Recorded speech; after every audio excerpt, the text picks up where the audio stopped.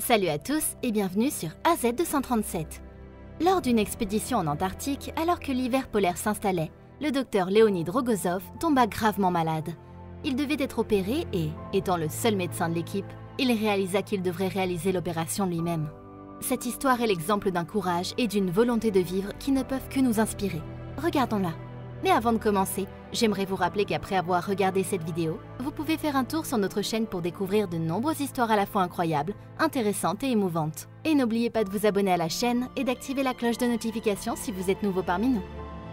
Le docteur chirurgien Leonid Rogozov, âgé de 27 ans, faisait partie de la 6e expédition soviétique en Antarctique.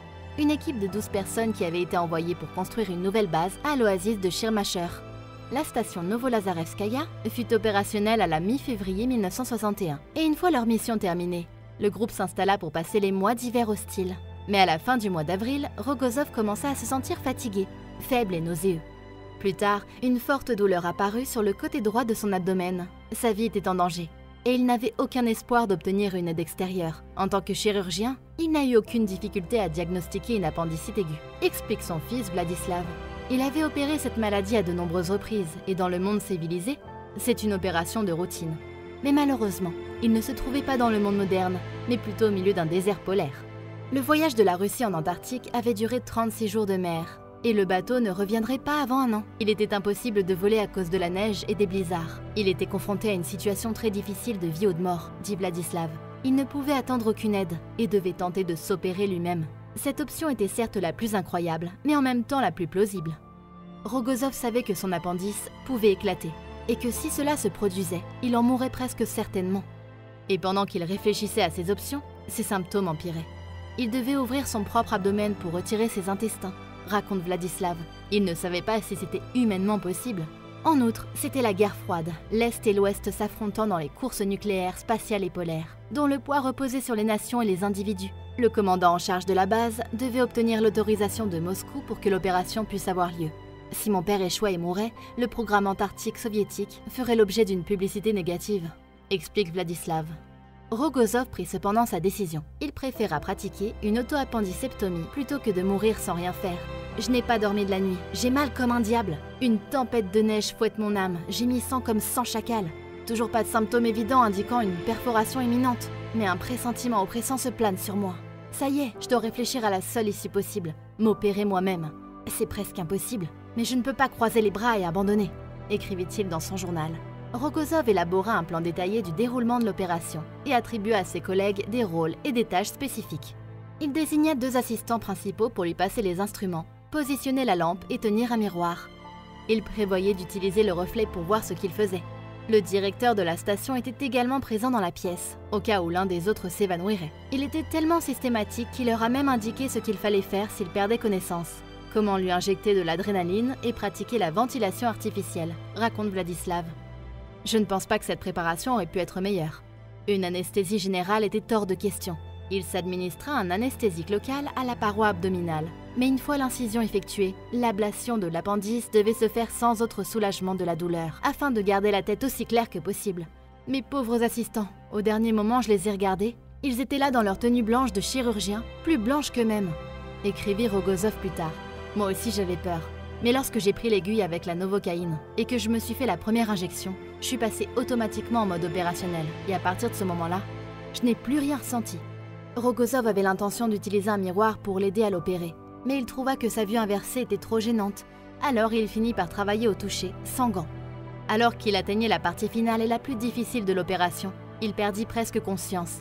Il commença à craindre d'échouer au dernier moment. L'hémorragie est assez importante, mais je prends mon temps. En ouvrant le péritoine à l'aveugle, j'ai blessé l'intestin et j'ai dû le recoudre. Je suis de plus en plus faible, ma tête commence à tourner. Toutes les 4 à 5 minutes, je me repose pendant 20 à 25 secondes. Enfin le voilà, l'appendice maudit.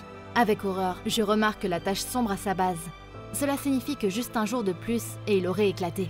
Mon cœur s'est grippé et a sensiblement ralenti. Mes mains étaient comme du caoutchouc. Je me suis dit que ça allait mal finir et qu'il ne restait plus qu'à enlever l'appendice. Mais il n'échoua pas. Après près de 2 heures, il avait terminé l'opération, jusqu'au dernier point de suture. Puis, avant de se reposer, il montra à ses assistants comment laver les instruments chirurgicaux. Et ce n'est que lorsque la pièce était propre et bien rangée que Rogozov prit des antibiotiques et des somnifères. C'était une réussite stupéfiante. Le plus important, c'est qu'il était soulagé, parce qu'il avait une autre chance de vivre, dit Vladislav. Rogozov a repris ses fonctions normales à peine 2 semaines plus tard.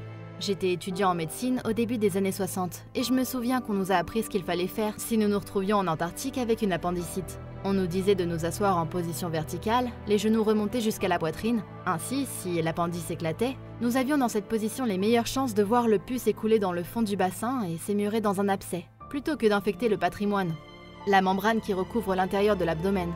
La péritonite peut vous tuer. On ne nous a pas conseillé de prendre le scalpel, témoigna le docteur Dekanji à propos de l'histoire. Mais cette histoire extraordinaire allait connaître un nouveau rebondissement. En raison d'une période de mauvais temps exceptionnel et d'une épaisse couche de glace, le navire qui devait venir les chercher en avril 1962 ne put s'approcher suffisamment, et l'équipe pensa qu'elle devrait passer une année supplémentaire en Antarctique. En tant que chirurgien, Rogozov craignait de perdre le contact avec le monde médical et sur le plan personnel, il était coincé dans le lieu où il avait vécu l'expérience la plus terrible de sa vie. Dans son journal, il écrivit « De plus en plus, des vagues d'ennuyeux mal du pays et de haine envers ce maudit Antarctique me submergent. Comme il semble étrange que j'ai accepté de participer à cette expédition. Tout l'exotisme de l'Antarctique a été épuisé en 1 mois. Et en retour, je perds 2 ans de ma vie. Ma clinique, que j'aime plus que tous les plaisirs du monde, me semble aussi loin d'ici que la planète Mars. Heureusement, au grand soulagement de toute l'équipe, ils finirent par être évacués par avion, bien qu'un peu plus tard que prévu. Ils ont dû être évacués par des avions monomoteurs. L'un des avions a failli tomber dans la mer, raconte Vladislav. Rogozov rentra chez lui en héros national. Son incroyable histoire de survie fut un outil puissant pour la machine de propagande soviétique. 18 jours seulement après son opération, un autre russe, Yuri Gagarin, était devenu le premier homme à aller dans l'espace, et des comparaisons furent promptement établies entre les 2 hommes. C'était un parallèle fort parce qu'ils avaient tous les 2 le même âge, 27 ans, qu'ils venaient tous les 2 de milieux ouvriers, et qu'ils ont tous les 2 réalisé quelque chose qui n'avait jamais été réalisé auparavant dans l'histoire de l'humanité. Ils étaient les prototypes de super-héros national idéal, explique Vladislav. Rogozov fut décoré de l'ordre de la bannière rouge du travail, qui récompense les grandes actions et les services rendus à l'État et à la société soviétique. Sa bravoure fut présentée comme un symbole au reste du monde. Regardez cette génération de jeunes gens que notre système a produit. Des jeunes, beaux, souriants, sympathiques, dit Vladislav. Mais en même temps, ils sont faits d'acier et d'une détermination de fer. Cependant, Rogozov fuit la publicité. Le lendemain de son retour chez lui, il retourna à son hôpital et reprit discrètement sa carrière. Les appendicectomies sont désormais obligatoires pour les explorateurs de l'Antarctique de plusieurs pays comme l'Australie. Et certains membres du corps médical ont suggéré que cette procédure soit appliquée à tout futur astronaute quittant la Terre pour former une colonie sur Mars ou la Lune. Vladislav pense que l'héritage de son père est une source d'inspiration. Si vous vous trouvez dans une situation apparemment désespérée, que toutes les chances soient contre vous, et même que vous soyez au milieu de l'environnement le plus hostile, n'abandonnez pas. Croyez en vous et battez-vous. Battez-vous pour la vie. Quelle est votre opinion au sujet de cette histoire? Dites-le nous dans les commentaires. Si vous avez aimé cette vidéo, alors cliquez sur le bouton j'aime et partagez-la autour de vous. À très bientôt sur AZ237.